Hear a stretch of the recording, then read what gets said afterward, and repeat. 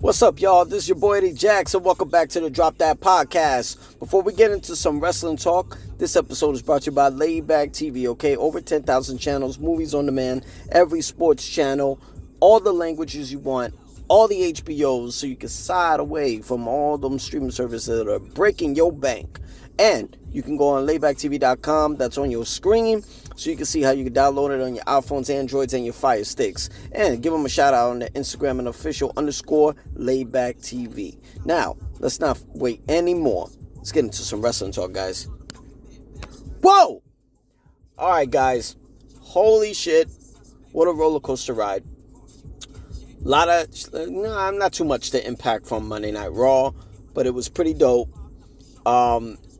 First, I'm gonna go from interest to best interest, okay? Maxine Dupree, the current Women's Intercontinental Champion, being trained hardcore at the dungeon by, not Natalya, Natty Neidhart.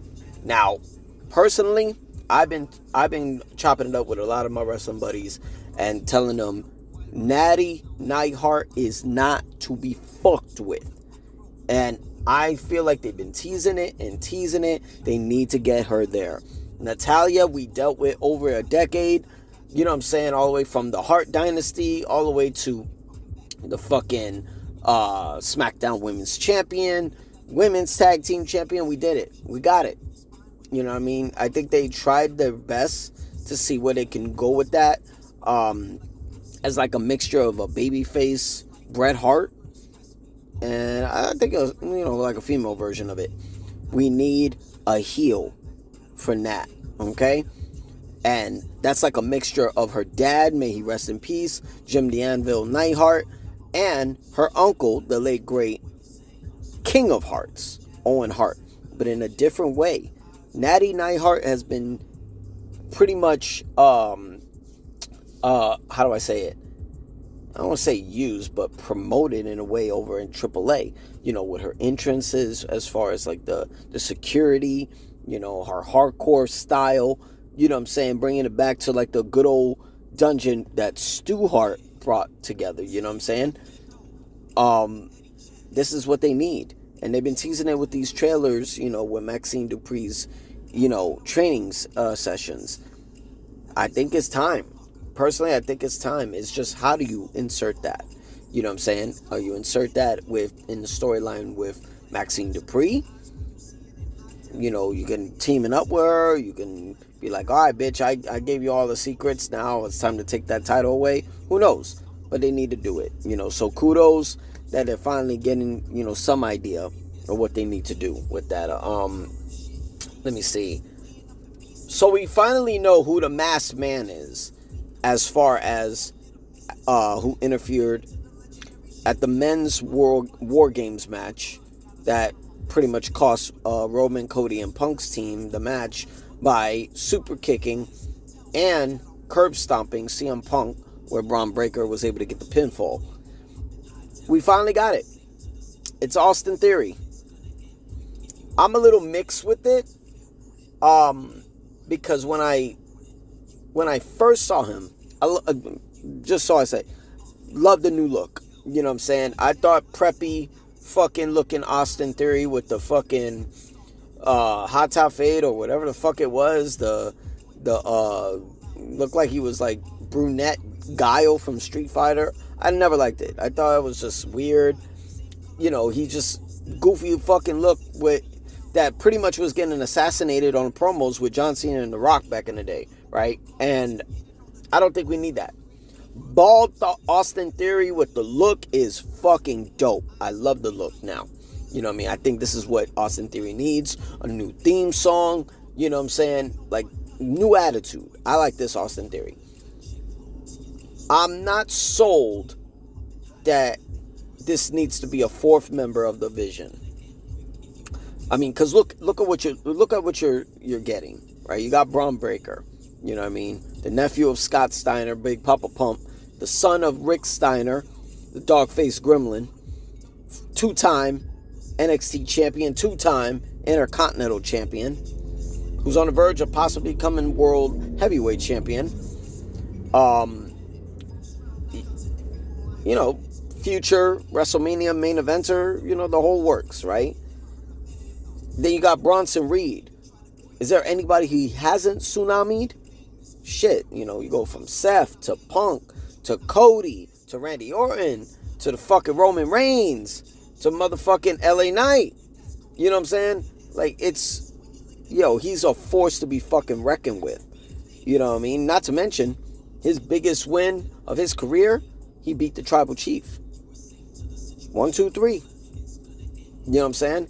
And then you got Logan Paul, former United States champion, who's been on a tear, with storylines on his own. This first time he's in a faction. They can hold their own. Austin Theory, even with a WrestleMania 39 victory over John Cena, retaining his U.S. title, and the month before that, retaining it in a Elimination Chamber. Former Money in the Bank winner, former U.S. champ. It just doesn't sit there. You know what I mean? I don't think it doesn't sit well. So we were coming up with theories of, no pun intended, with Austin Theory. What if, right? If you can remember a couple of months back when they turned on Seth freaking Rollins, Paul Heyman approached Becky Lynch, to get some understanding of, why they did this and that. And she broke down that, Seth knew they were going to turn on him. He was just waiting for the day, why it took so long. And he's going to pick his moment where he's going to, cut him off the knees one by one. What if Austin Theory is working for Seth Rollins? It's like, I'm giving you the green light to use this move.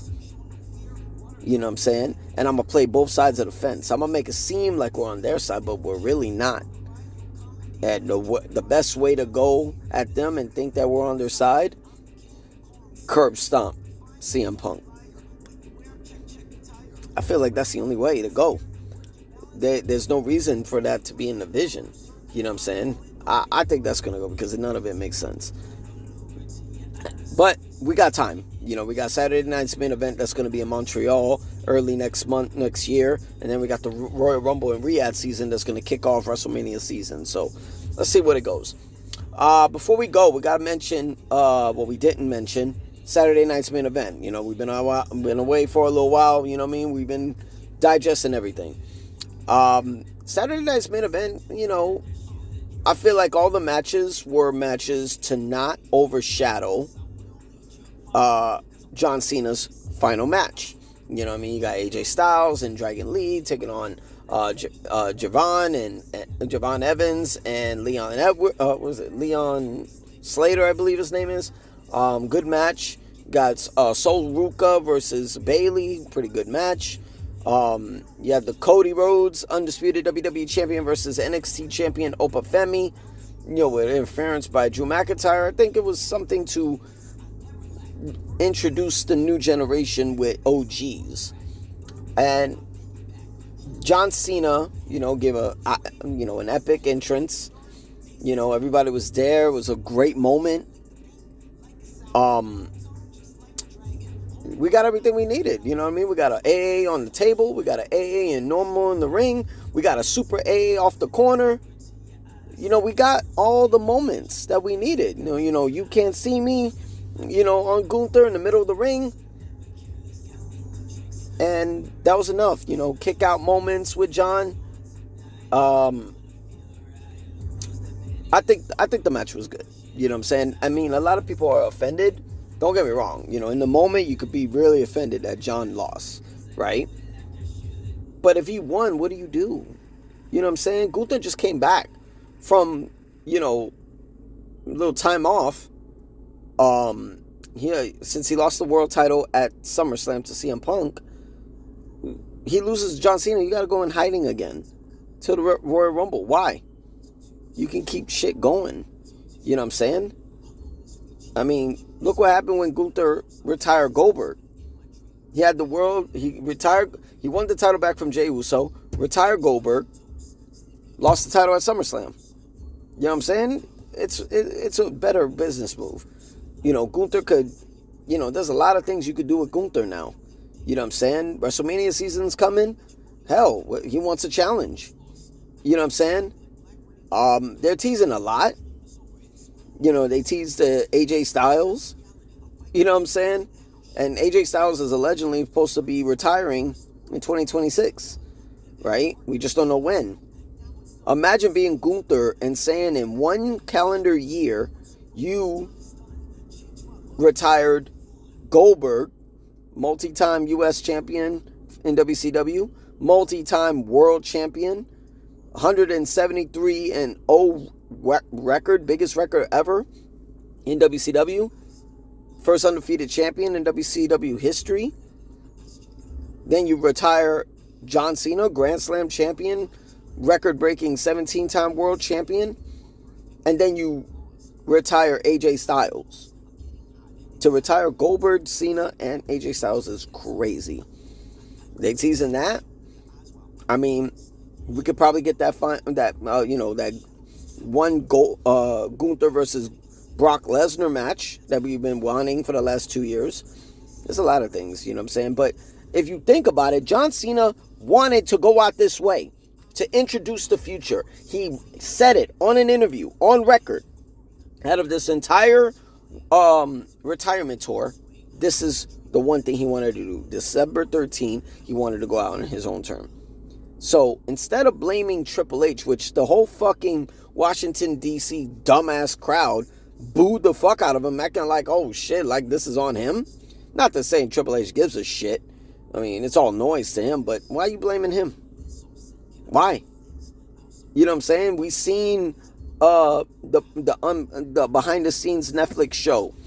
John Cena is involved with these decisions, so you can't be fucking hating on him, yo. It's kind of weird, but out of this world tour, and happy retirement to John Cena, man. It was an honor going to 3 WrestleManias, watching you perform. I got to see WrestleMania 24. I was there live in his watch his match with Triple H and Randy Orton for the WWE title, Triple Threat. I got to see him again in the ring. That was in Orlando for the Citrus Bowl. I got to see him again at the Hard Rock Stadium in Miami for WrestleMania 28, main event, Cena versus The Rock. And then I got to see him this year at WrestleMania 41 in Las Vegas, Allegiant Stadium, in the main event against Cody Rhodes for the undisputed WWE title for his record-breaking 17 World Championship. So, shout out to Cena. I got a top 5 best moments to me for the this retirement tour, and kudos to the whoever created the idea to every city, every country that Cena was scheduled for. The theme, every theme, shirt, hat, championship belt was the best business move you could have ever thought of. That was incredibly genius. You know what I'm saying? Every country had a belt, had a different shirt. You know, it was themed for either the country's flag or whatever team, basketball, football, baseball. It was all connected. I think that was ingenious that they did that. Imagine how much profit they made every time Cena was in town. Number one, I would definitely give it to what I would say Elimination Chamber, number one best moment in the retirement tour, when he turned heel on Cody and joined with The Rock and Travis Scott. Number 2, I would say, is Survivor Series. You know, that 5-star match he had with Dominic Mysterio for the Intercontinental Championship. Number 3, I would say it's I would give it to SummerSlam, his rematch with Cody Rhodes for the undisputed title. I think it was a street fight. Number 4, I would give it to Clash in Paris with Logan Paul. That was a 5-star match. And number 5, I would say number 5 will go to WrestleMania 41 because I was there live. So, great moments. This retirement tour, you know, was nothing but epic. Congratulations to John Cena on an incredible career. Former U.S. champion, former tag team champion, former Intercontinental champion, former Money in the Bank winner, 2-time Royal Rumble winner in 2008 and 2013, and former 17-time world champion. Salute to you. Thank you for your years of service, sir. You did a great job. I'm your boy Eddie Jackson. So Drop That Podcast. Make sure you hit that subscribe button, hit that like button, get the hype up. You already know what the fuck it is. We'll be back soon, all right? Peace.